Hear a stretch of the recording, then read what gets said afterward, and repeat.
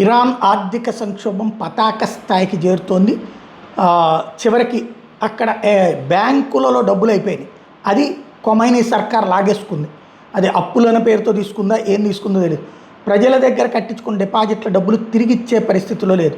Iranian banks టోటల్గా collapsing స్టేజ్కి వచ్చినాయి. బ్యాంక్ సెఫా పెద్దది, అక్కడ మనకి ఇక్కడ ఎస్బీఐ ఎట్లాగో అట్లాంటిది, అదే అతిపెద్ద సంక్షోభంలో ఉంది.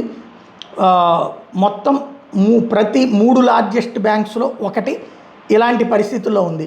అక్కడ ఈ బ్యాంక్స్ని ఐఆర్జీసీ అండ్ ఇరానియన్ మిలిటరీ వాళ్ళు వాళ్ళ చేతుల్లోకి తీసుకుని అక్కడికి వచ్చిన ప్రజల్ని కూడా కంట్రోల్ చేస్తున్న. డబ్బులు అడిగితే ఎవరు, మీది ₹1,00,000 ఉందా, 10,000 ఇస్తారు, 20,000 ఇస్తారు, లేదా అసలు ఎవరు అని చెప్పేసి ఆ బ్యాంకుల్ని కూడా వీళ్ళే తీసేసుకున్నారు.